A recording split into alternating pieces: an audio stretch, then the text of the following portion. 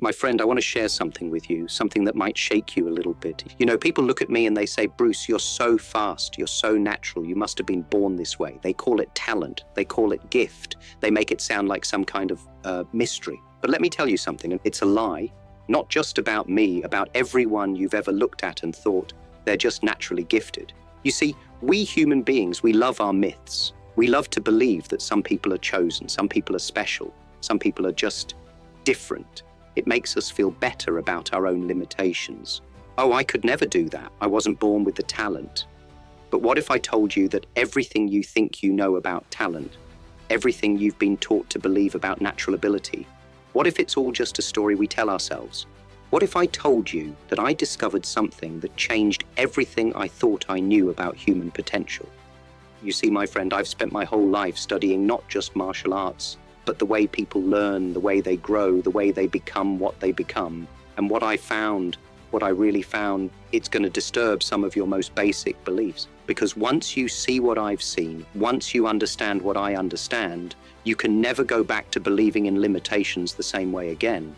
This isn't about positive thinking. This isn't about motivation. This is about truth, raw truth. And the truth is this: we are living by a mythology that keeps us small, keeps us limited, keeps us from seeing what we really are.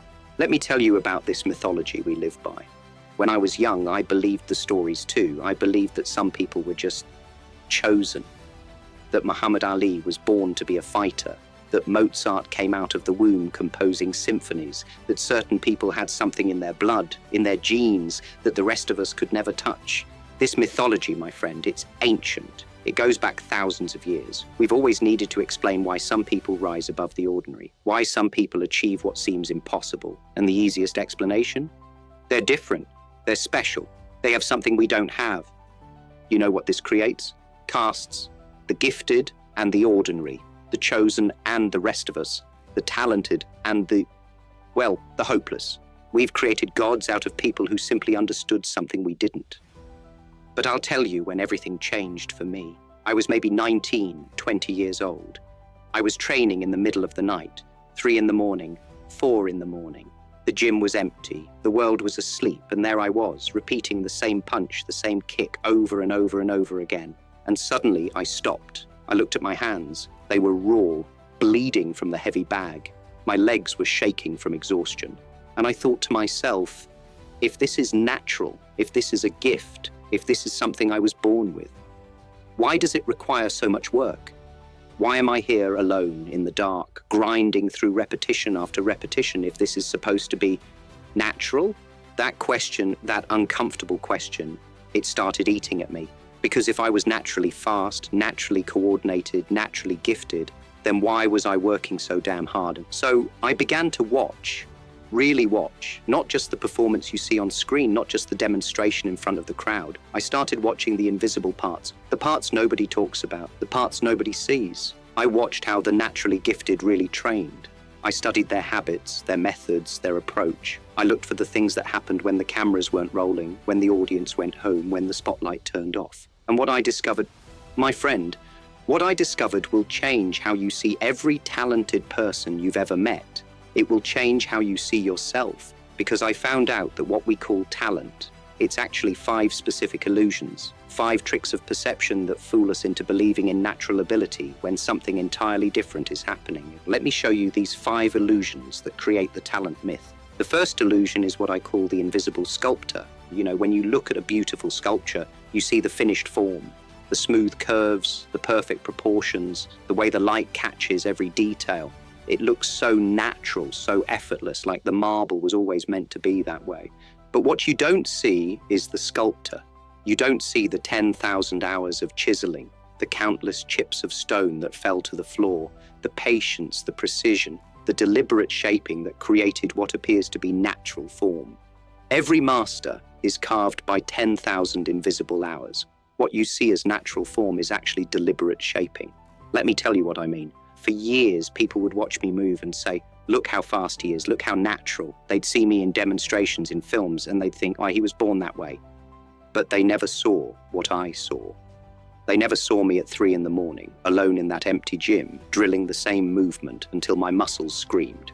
They never saw me repeating one simple punch 500 times, 600 times, until I could do it without thinking, until it became part of my nervous system. They saw the speed in broad daylight. They never saw the repetition in shadow. You see, my friend, I was not born fast. I was carved fast. Every single movement you've ever seen me make was sculpted through repetition, through dedication, through countless hours when nobody was watching. The sculptor had been working in secret. While the world was sleeping, while people were living their normal lives, the invisible sculptor was chiseling away at my reflexes, my timing, my coordination, hour after hour, day after day, year after year, carving away everything that was slow, everything that was clumsy, everything that was unnecessary. What remained was speed. What remained was precision, but it wasn't natural. It was carved. And here's what really opened my eyes. Everyone you call naturally gifted has an invisible sculptor. Every single one. The pianist whose fingers dance across the keys, 10,000 hours of scales. The athlete who makes the impossible look easy, 10,000 hours of fundamentals. The artist whose work takes your breath away, 10,000 hours of practice you never witnessed. But why can't we see this obvious truth?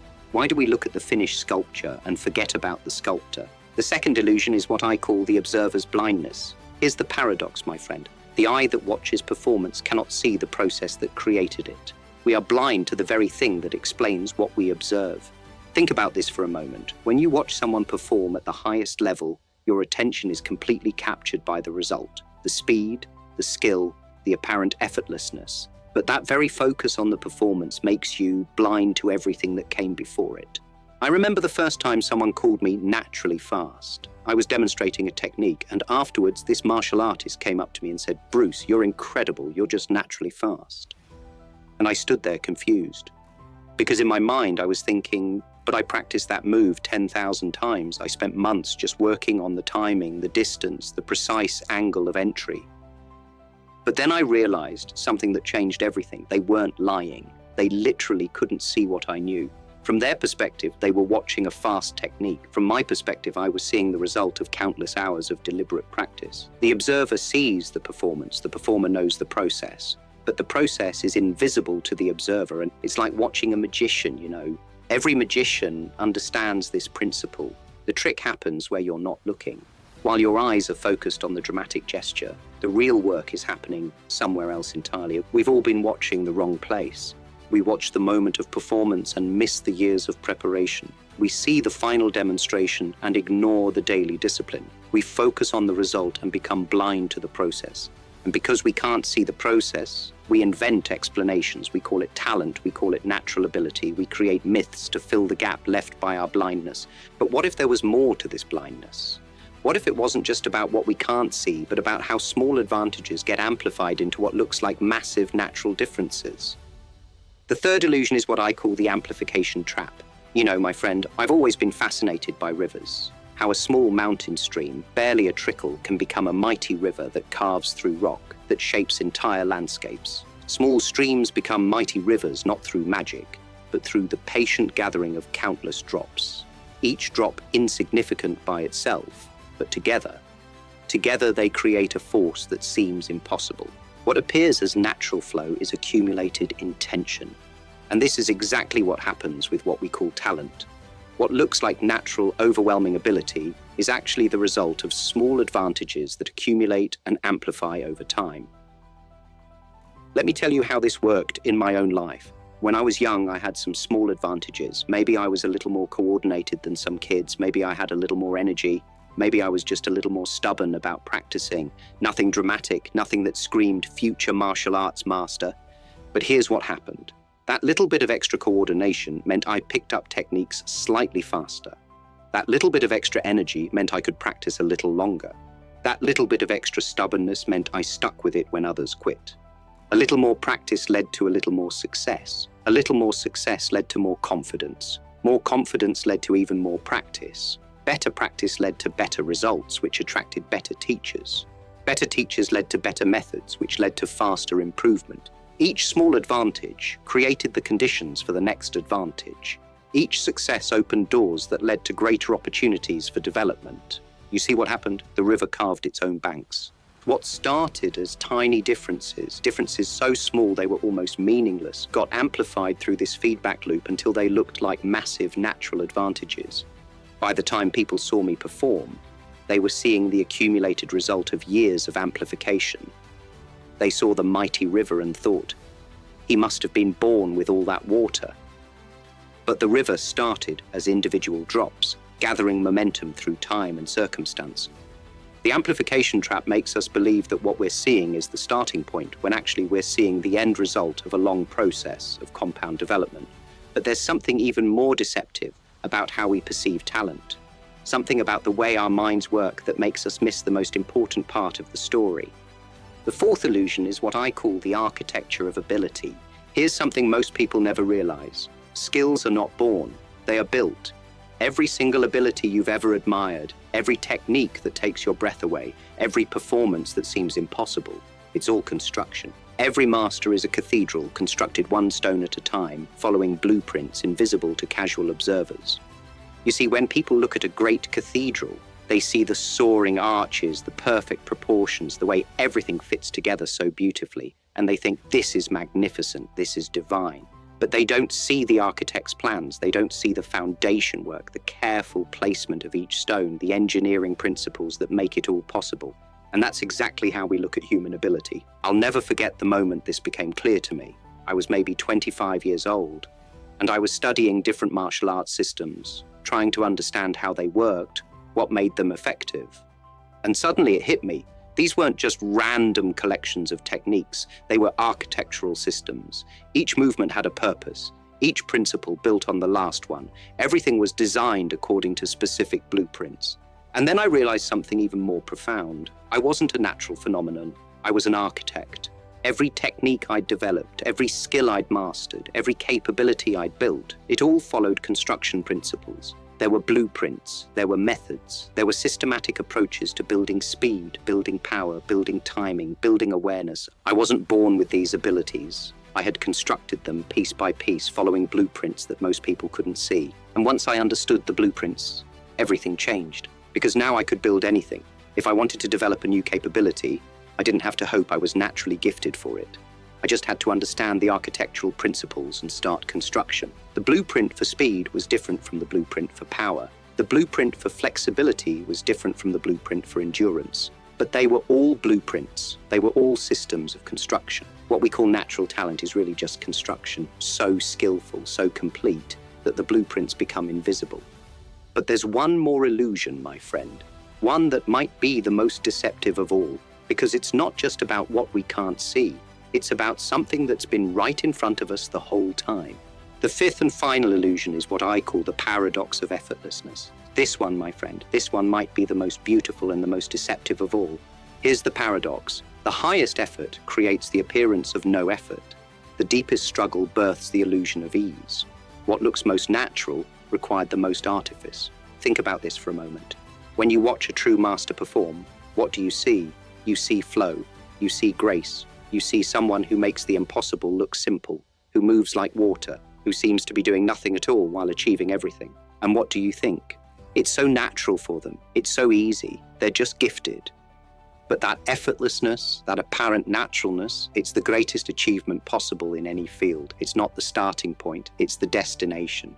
Let me tell you about a master I once watched. This was years ago, when I was still trying to understand the secrets of true skill. I saw this old man demonstrating his art, and I was mesmerized. Every movement was perfect. Every technique flowed into the next like it was the most natural thing in the world. No strain, no effort, no visible struggle, just perfection.